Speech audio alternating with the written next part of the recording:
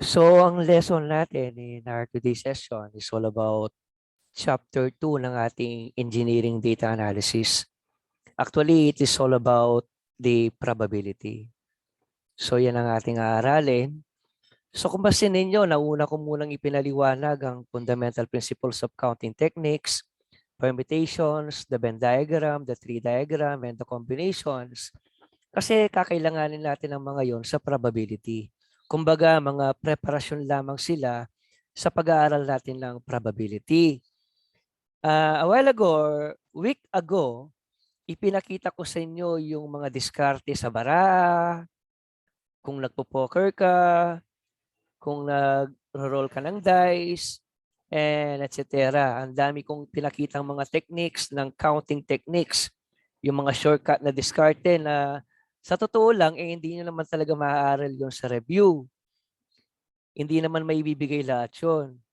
So merong mga factors talaga na hindi mo talaga mababasa from the book.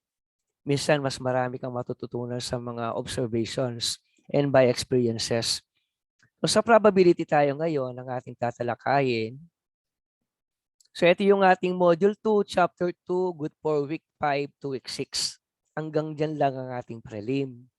After ng probability na naaral natin, the following week we will be starting to descriptive statistics. Maraming topics doon. Kaya lang, isang term lang natin naaralin yon. Sa buong midterm lang yon. Magkakaroon tayo ng marathon sa pag-aaral ng mga yon. And then sa bandang pang-finals na, more on inferential statistics tayo. Higher stat na tayo. Aralin natin yung chi-square test, the t-test, the z-test, one-way ANOVA, yung f-test yun, and then the Spearman's law, and many more na yung iba nga hindi pa kayo familiar at actually baka ngayon nyo palang may encounter yung mga ituturo ko sa inyo.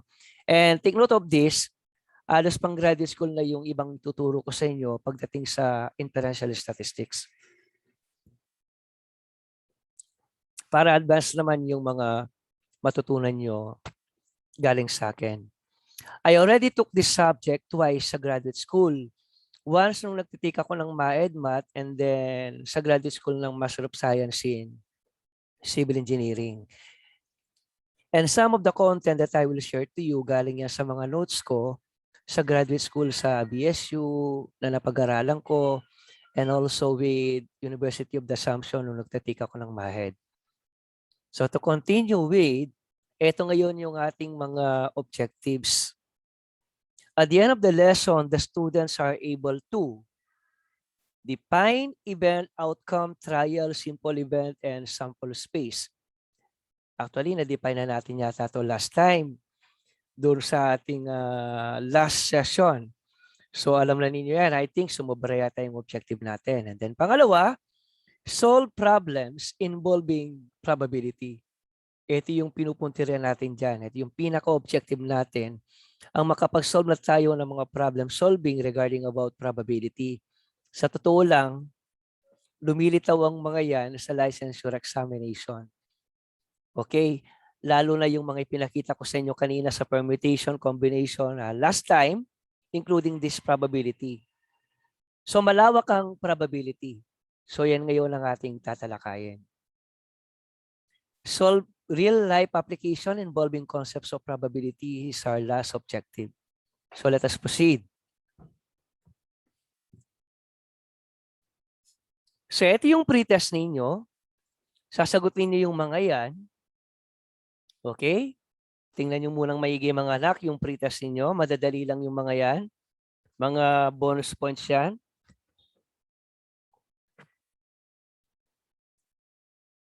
Sagutin niyo yung mga yan.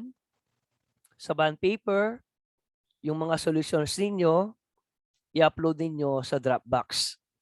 Kailangan ko ang mga resulta ninyo dyan. Mga sagot ninyo. Kaya I think 2 papel lang. Kasya na yun. Maikli lang mga computations na mga yan. Madadali lang yung mga yan. Kayang-kaya ninyo yan. And I'll give you a copy of this. You don't have to worry.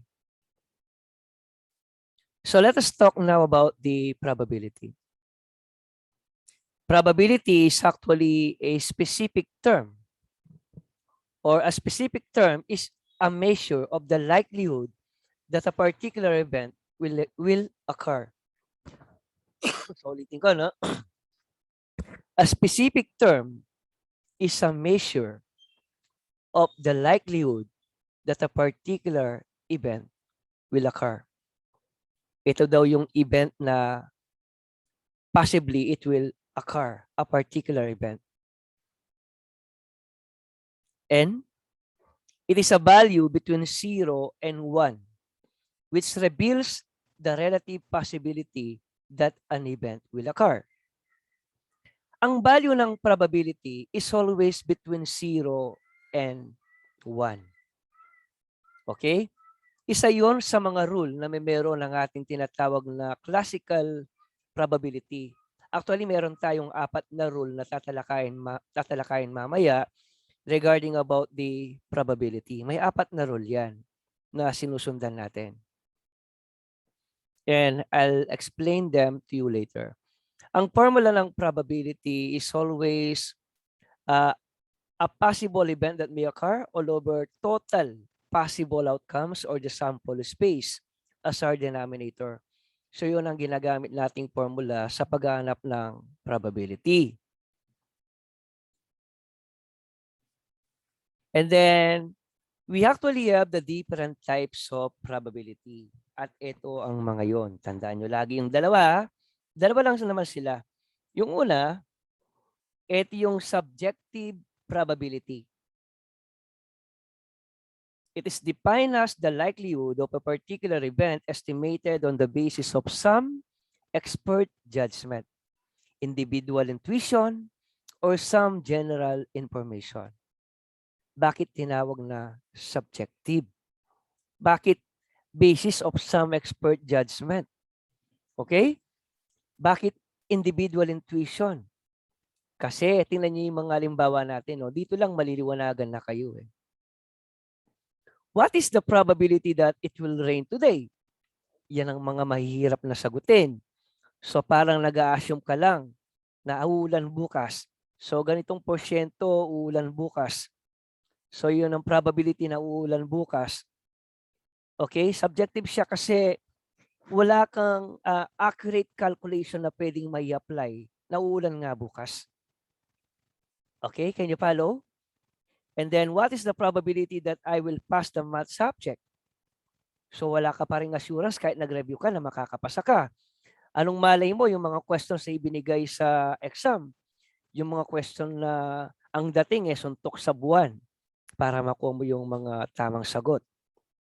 So, ibig sabihin, parang ang liit ng probability na makapasa ka or possibly mataas din yung probability na makapasa ka. Baka mamaya ang ibigay sa exam, puro madadali lang. So, wala kang assurance. Question? So, subjective probability sila.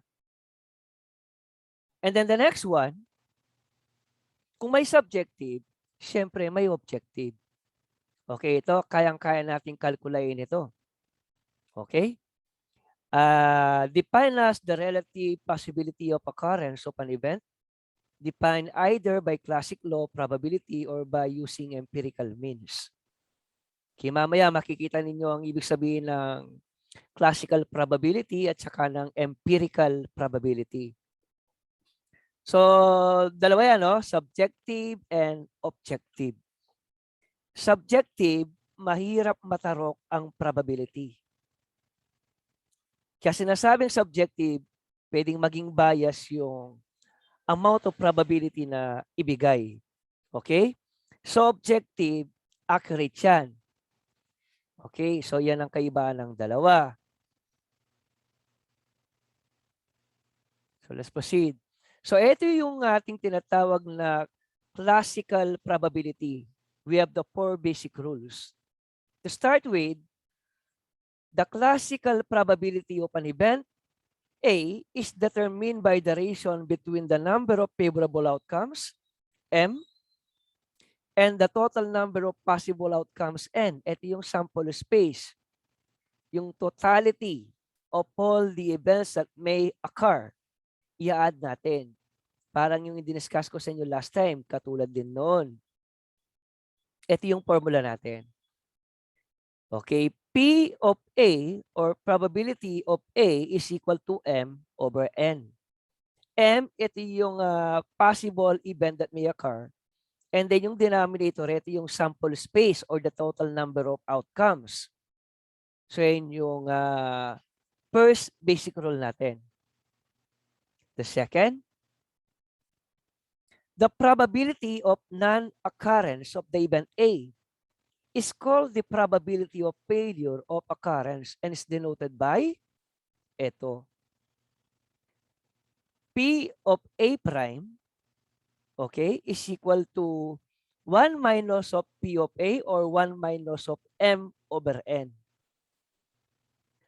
Okay? Halimbawa, ang tanong, ano ba yung probability na walang isa na darating? So, yun yung question. Okay? Ano ba yung probability na walang isa lang ang darating? Ano ba yung probability na walang dalawa lang ang darating? So, ganun yung dating ng mga questions. So, yung sa taas naman, ano yung probability na isa lang ang darating? Ano yung probability na dalawa lang ang darating? Out of those people na na-invite mo para dumating sa isang event. Can you follow? Naintindihan ba ako? Class, are you still with me? Yes po, sir. Yes po. So, yun yung kaibahan ng dalawa. Nung rule number 1 and rule number 2. Sa rule number 3, tandaan ninyo, ang value ng probability is always lying between 0 and 1. Hindi ka pwedeng makakuha ng amount of probability sa calculation natin na hindi between 0 and 1. Kapag yung probability calculation mo lumabas sa interval na yan, between 0 and 1, ibig sabihin there's something wrong with your calculation na. Agaran mo nang i-review yung sagot mo, yung final answer natin. And then the fourth rule, tandaan nyo lang yung 4 na rule na yan. Kapag pinagad lahat ng probability, okay? Kapag pinagad lahat yan, ang total is always equal to 1. The summation of all the probability is always equal to 1. Okay? And to make it very clear to all of you, okay? Gagawin ko ngayon, mag-open ako ng in relation to this, no? Para may paliwanag ko lang yung classical probability. Okay? So assuming, no, yung kinikwento ko sa inyo dati, i-apply ko ng classical probability. Okay? Halimbawa, may isang teacher, meron siyang 3 students. So ang talong estudyante niya ay si A, pangalawa naman ay si B, and then ang third student niya ay si C. Can you follow? So talong estudyante niya, siguro ang pangalan nag-umpisa sa A, sa B, and the C. So this teacher is having 3 students and he told them na lahat sila dapat dumating bukas. Kaya lang ang nangyari, ito no, a possible event, one possible event that may occur tomorrow is that no one will come. Walang dumating. Or another event na pwedeng mangyari, siguro ayusin ko lang yung mouse. Delete ko lang, no? Ang inasulat eh. Yan, yan. So, unang event na pwedeng mangyari, walang darating. Or a possible event again that may occur, darating lahat. So, I'll write ABC. Or isa lang ang darating. Can you follow, class? Isa lang ang darating. Maaaring si A lang ang dumating or si B lang ang dumating or si C lang ang dumating. So, ilan na yan? 5 na, di ba? Or possibly, dalawa ang darating. Kaya lang, tandem ng A and B, combination ng A and B. Or possibly, dalawa ang darating. Kaya lang, ang dumating lang is A and C. And finally, we have B and C. Do we have any combinations to write? Meron pa ba? Meron pa ba mga anak na pwede kong may dagdag? Wala na po, sir. Wala na. This was actually a lesson under set theory. Ang formula ng paghanap ng sample space is 2 to the n. So we have it as 2 cube. N stands for the number of elements that we have here. So tali yung elements, kaya 2 cube. And then 2 cube is actually equal to 8 subsets. 8 subsets yan. Sa set theory, ang tawag natin sa mga yan, subsets. Pero sa probability, ang tawag natin sa 8 yan, sample space. Yan yung totality of all possible outcomes that we have in one event. Okay? So, halimbawa, nagtanong lang ako, no? Ano yung probability na isa lang ang darating? Sige, sulat ko, no? Probability na isa lang ang darating. Pakisagot nga. Probability na isa lang ang darating. All in all, we have 8. Di ba? 5 yan. 8. 1, 2, 3, 4, 5, 6, 7, 8. Okay, ano yung probability na isa lang ang darating? Anyone? 3 over 8 po. 3 over 8. Ang 3 over 8 nga, anak, paki-convert mo ng decimal.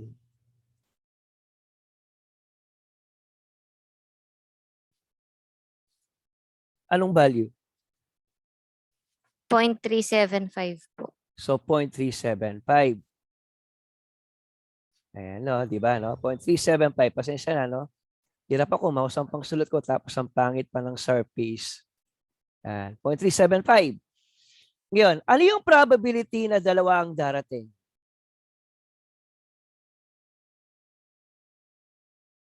Dapat pala to, 2. Yan. Ano yung probability na dalawa lang ang darating? 3 over 8 din po, sir. And still, that is equal to 0.375. Tama ba ako? Pareho lang. Now, the next question is, ano yung probability na walang darating? So, P of 0.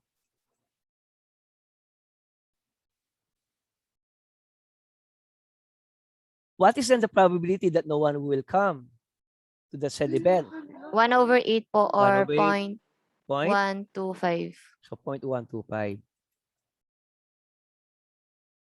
So, ano yung probability na lahat sila darating? All. Yan. 1 over 8 din po, sir. 1 over 8 din.